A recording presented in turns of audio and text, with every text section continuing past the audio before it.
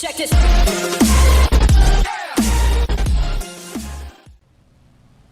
Hello, I'm the Red Baron. Welcome to the YouTube channel. This is the first of many videos that I'll be making on War Thunder and possibly some other flight sim games throughout. Without further ado, let's just jump straight into this. I'm taking out the Bf110 C7, which is, I believe, a 3.0 or 3.7 battle rating German heavy fighter or twin engine fighter, whatever, interceptor.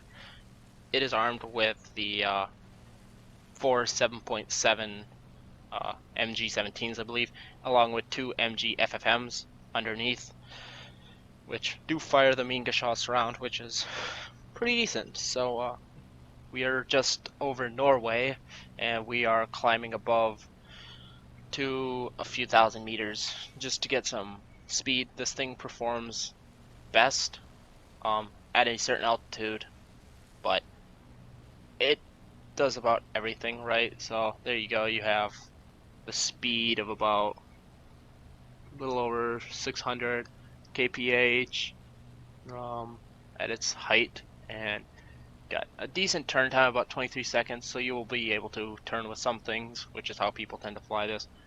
It is armed with, as I said, the 220 mils along with 4 7.7s, and it also has a 7.7 in the tail. And I just use Universal's air targets in the armor-piercing tracer for the tail.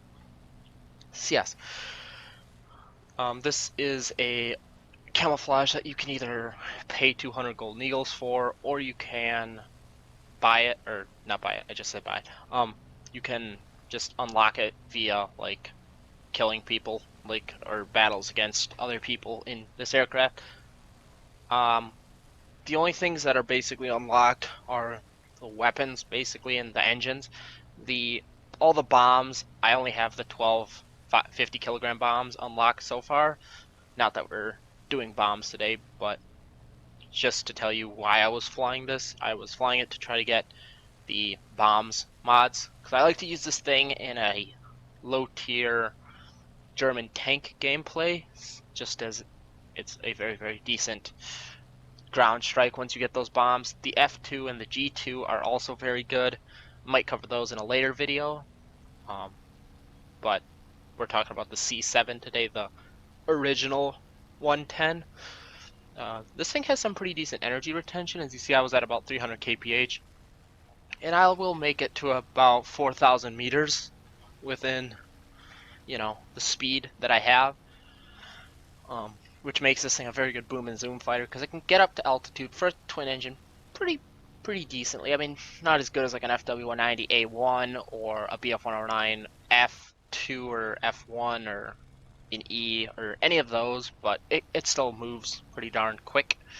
It's also fairly fast in a straight line at its altitude, so, but I always like to get a dive going so it becomes a little bit more maneuverable. And one thing you need to keep in mind is the roll rate.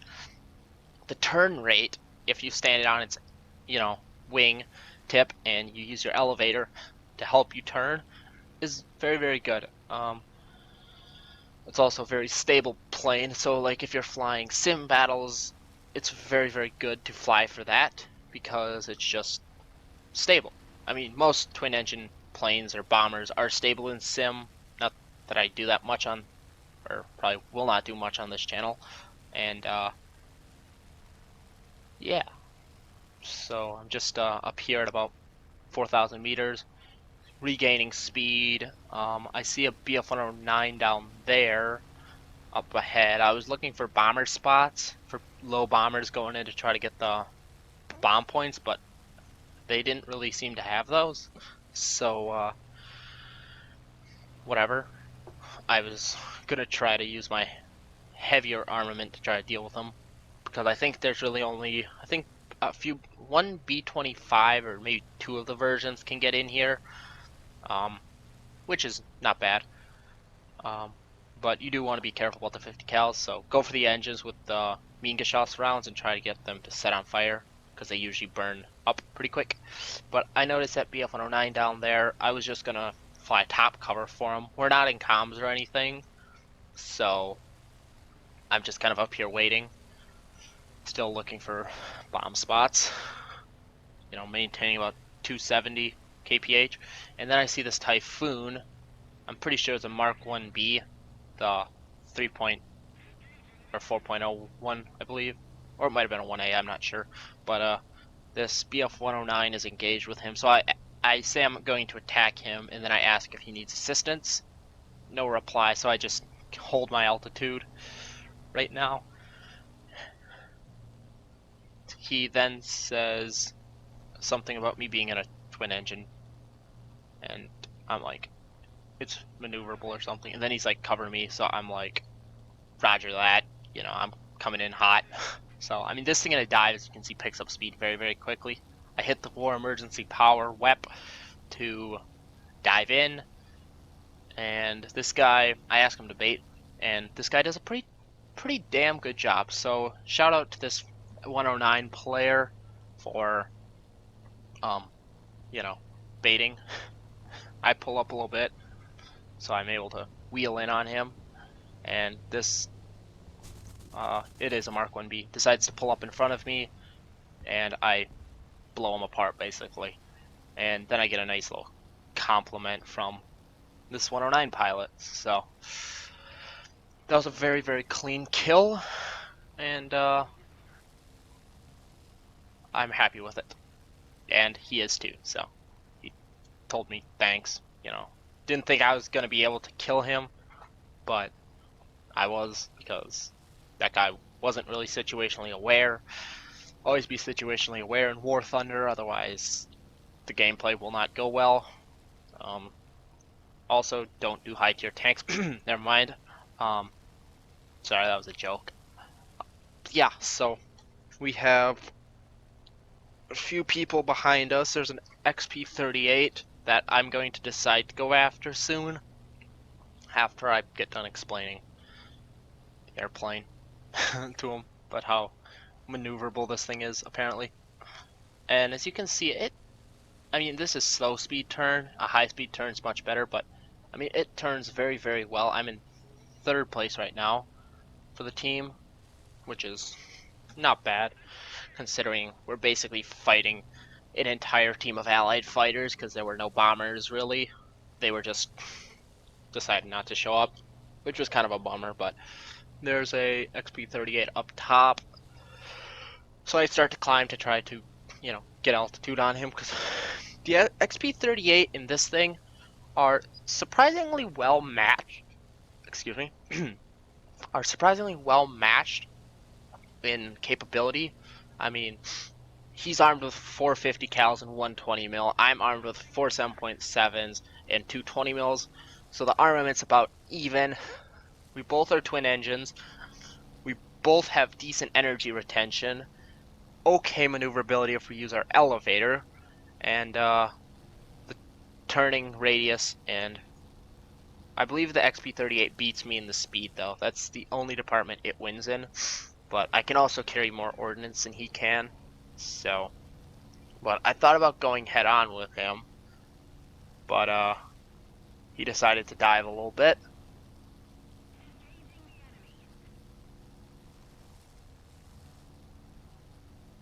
I was gonna go help this MC202 out down here, or C202.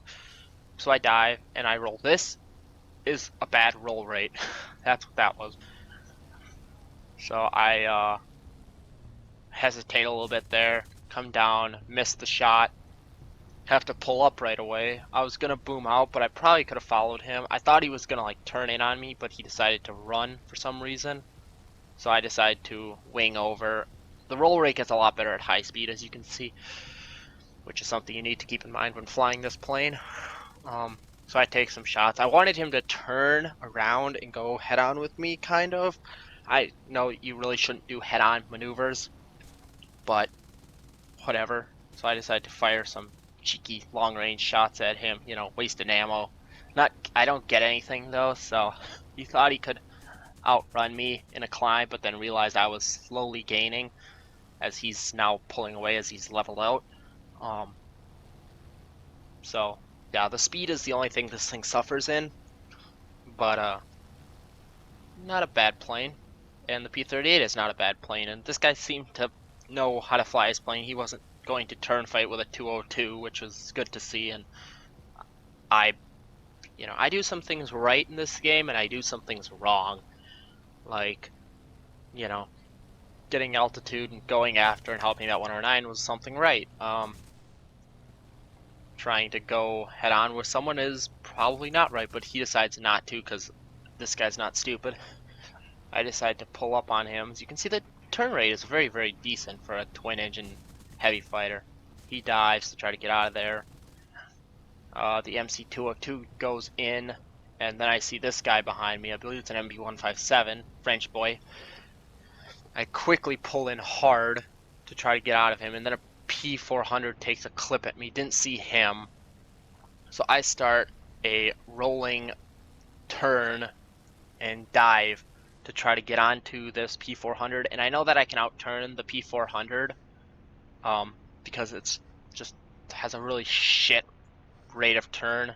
It's armed with a 20 mil and I think 7.7s or a couple of 50 cals, I don't know. But as you can see here, I am slowly gaining on him. I do this little roll to try to tighten the turn up a little bit more. Get hit by him. I was going to head back to base about now because he was starting to fly off in the distance. Then he decides to turn around. As you can see, that 202. So I go vertical. I end up getting shot a few more times, but he pretty much misses. He only hit me with the machine guns, which was good. And then this is where the maneuverability of this thing starts to take over. This is where things go wrong, as I said. I kind of got a little bit target fixated on him as he decides to do this little large loop, and I get a critical hit on him here. As you see, I get some hits, and then I get a decent critical hit to the fuel and oil, and then I get strafed out by an MB-157, the original guy. So that was the end of the game for me. So on to the results. Here are the results for the game. 4th place in the end with 1 kill, 1 critical hit, a couple of hits. Fighter Rescuer X1. The modifications for the bombs done. As you can see over here, not many XP research for the CL-13, obviously, but whatever. And yeah, all in all, not a bad match. So I get the bombs now, so I have to buy those. So you'll see what this thing looks like after a bit. 1 second. Okay, yeah. And there. That's the ones I got. So this thing's now capable of going ground attack mode at 3.3. It's a 3.3 battle rating. So yeah, there's only one 500, but I don't fly it with that. So if you have liked this video, please leave a like, subscribe, hit the notification bell, contact me in game at redbarons_YT, or go to Discord and enter the link. So have a good day, and I'll see you in the next video.